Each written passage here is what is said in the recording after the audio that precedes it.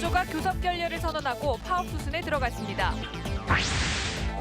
남고양 도로에서 트레일러 전복 사고가 잇따르고 있습니다. 울산시가 KTX 울산역 개통을 민선 5기 2년 동안 도시교통 분야의 최대 성과로 꼽았습니다. 유로존 위기에도 울산은 자동차와 자동차 부품, 석유 제품의 유럽 수출이 크게 증가한 것으로 나타났습니다. 여러분 안녕하십니까? 6월 29일 UBC 굿모닝 울산입니다. 울산지방은 오늘 하루 종일 흐린 날씨가 이어지겠습니다. 아침 최저 기온은 17.9도, 낮 최고 기온은 26도로 예상됩니다. 내일은 흐리고 비가 내리겠고 아침 최저 21도, 낮 최고 25도의 기온 분포를 보이겠습니다. 비는 일요일까지 이어지겠다고 울산 기상대는 예보했습니다. 경찰이 화물 차량 연쇄 방화 사건 용의자 2명을 전격적으로 공개 수배했습니다.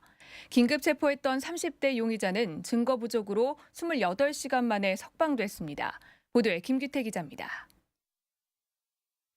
경주와 울산 간 고속도로에서 촬영된 CCTV 화면입니다.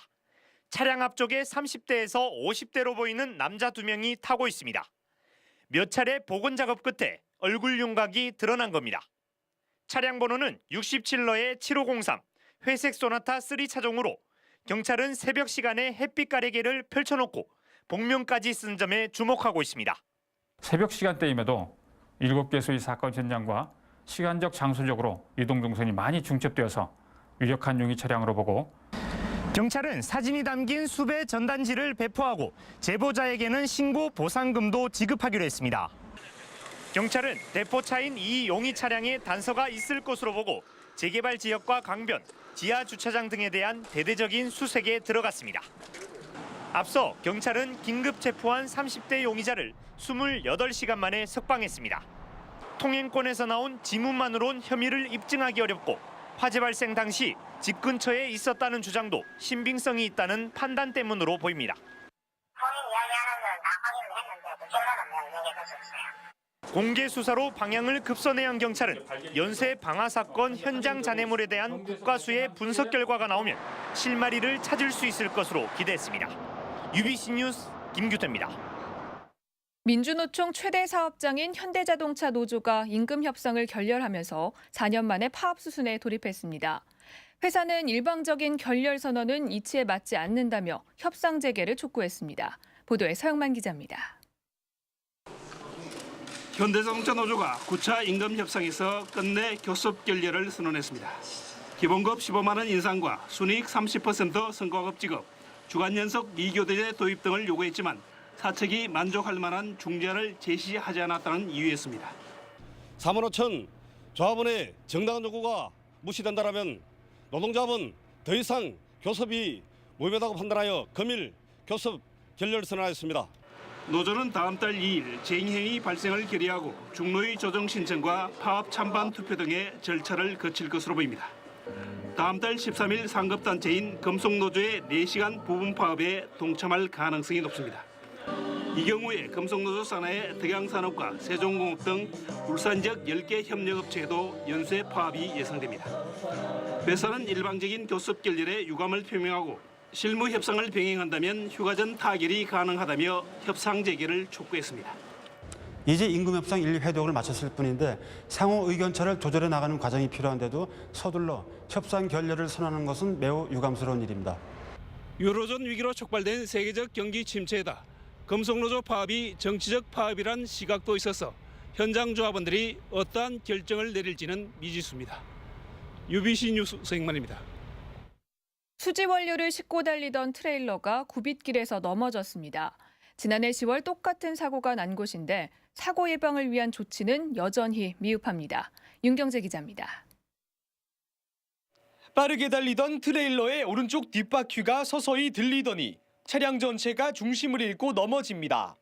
가루로 된 수지 원료를 싣고 가던 차량이 굽잇길에서 화물 무게를 이기지 못하고 넘어진 겁니다.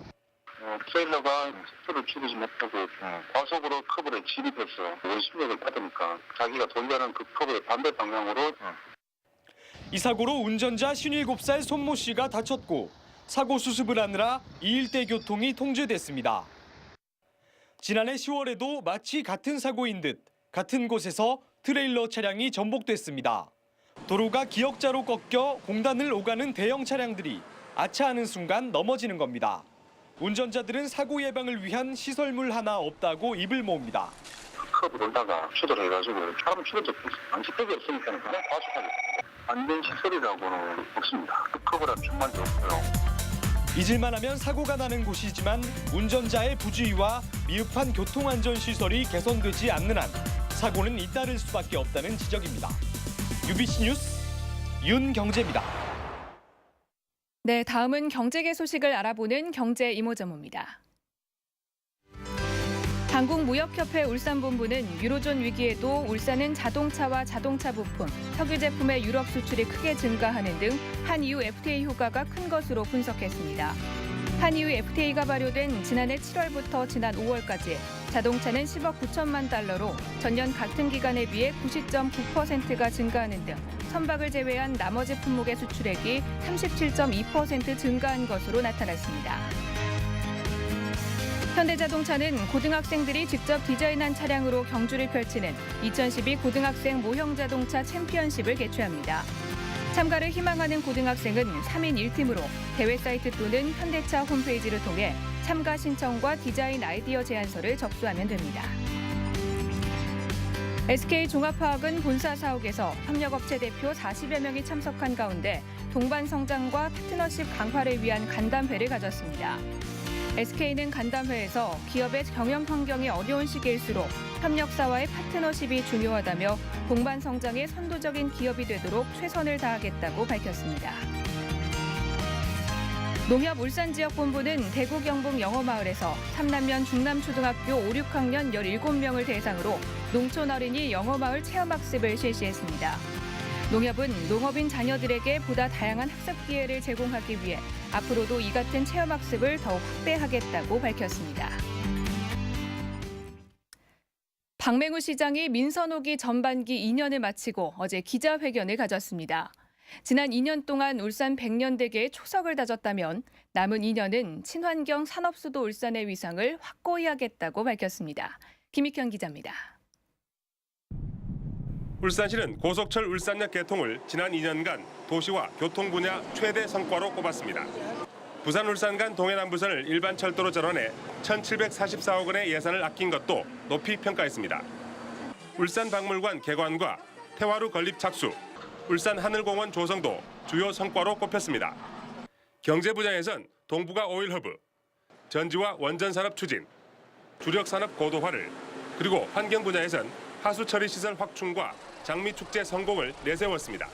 그 많은 과제 중에 제일 뭐가 중요하냐? 내가 아까 방금도 얘기했지만 어떤 경제적 역량을 키우는 것이다. 하지만 반구대 암각화 보전을 둘러싼 정부와의 마찰, 문수산 아파트 특혜 의혹, 경전철과 울산 양산 광역철도 무산은 아쉬운 점으로 평가됩니다. 울산시는 민선호기 남은 2년 동안 친환경 산업수도 울산의 위상을 더욱 확고히 하겠다고 밝혔습니다. 테크노 산업단지를 본격 조성하고 산업기술박물관도 유치하겠다는 목표를 세웠습니다. 울산 4대 강을 세계적인 도시마천으로 정비하고 대기질과 하수 인프라도 계속 업그레이드하기로 했습니다.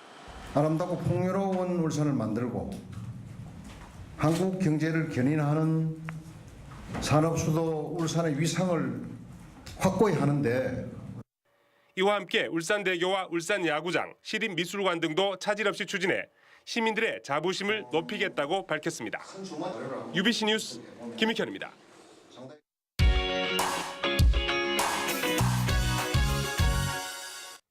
주말 개봉하는 영화를 소개하는 시네마 산책입니다. 헐리우드 블록버스터 어메이징 스파이더맨이 높은 예매율로 주목받고 있고 반전을 내세운 공포 영화 케빈 인 더 우즈가 개봉했습니다. 울산에서는 후궁이 3주 연속 1위 자리를 지키고 있습니다. 초능력을 가진 거미인간 스파이더맨이 3D 영화로 탄생했습니다. 훈남 과학 천재인 주인공이 우연히 아버지의 가방을 발견하고 부모님의 실종에 의심을 품게 됩니다.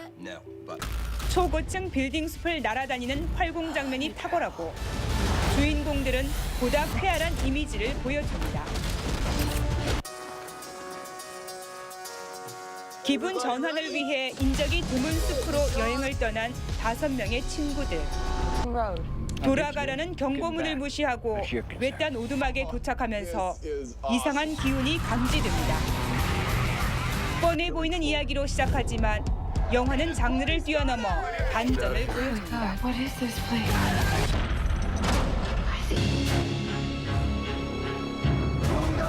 영화 후궁이 울산에서 신작들을 물리치고 3주 연속 박스오피스 1위를 기록했습니다. 영화진흥위원회 집계 결과 이 영화를 본 울산의 누적 관객 수는 4만 3천 명을 넘었습니다. 권력과 욕망을 화두로 한 배우들의 노출 연기가 화제가 되면서 중장년 관객들을 모으고 있습니다. UBC 뉴스 이영남입니다. 울산시의회와 5개 구군의회 차기 의장이 윤곽을 드러내고 있습니다. 다음 달 5일 원구성을 하는 시의회는 서동욱 부의장이 의장으로 내정됐고 중구의회는 김영길 의원을 선출했고 동구는 장만복, 북구는 윤치용 의원이 의장을 맡을 것으로 보입니다. 남구는 임현철 변식론 의원이, 울주구는 이순걸 조충재 의원이 각각 경합을 벌이고 있습니다. 한편 울산시민연대는 최근 원구성을 놓고 여야 간 대결 양상을 보이는 것과 관련해 원내 교섭단체 구성과 민주적인 원구성을 촉구하는 성명을 발표했습니다. 김진영 시의원과 김진성 남고위원장이 경쟁하던 통합진보당 울산시당 위원장 선거가 다음 달 초 재투표에 들어갈 예정입니다. 통합진보당 울산시당은 지난 25일 시작한 시당위원장 선출을 위한 인터넷 투표가 중앙당 서버 장애로 무효 처리됨에 따라 재투표를 실시한다고 밝혔습니다. 통합진보당 울산 지도부 경선은 당원 3천여 명을 대상으로 인터넷 투표와 현장 투표, ARS 모바일 투표 등으로 진행됩니다. 울산시가 올봄에 많이 내린 비덕택에 낙동강 원수 비용 52억 원가량을 절감했습니다. 울산시는 지난 2월 말부터 지금까지 낙동강물을 사용한 양은 200만 톤에 불과해 예년 평균의 5분의 1 수준이라고 설명했습니다. 울산시는 낙동강 원수 비용이 톤당 272원인 점을 감안할 때 약 52억 원을 아낀 셈이라고 밝혔습니다. 이상으로 UBC 굿모닝 울산을 마칩니다. 고맙습니다.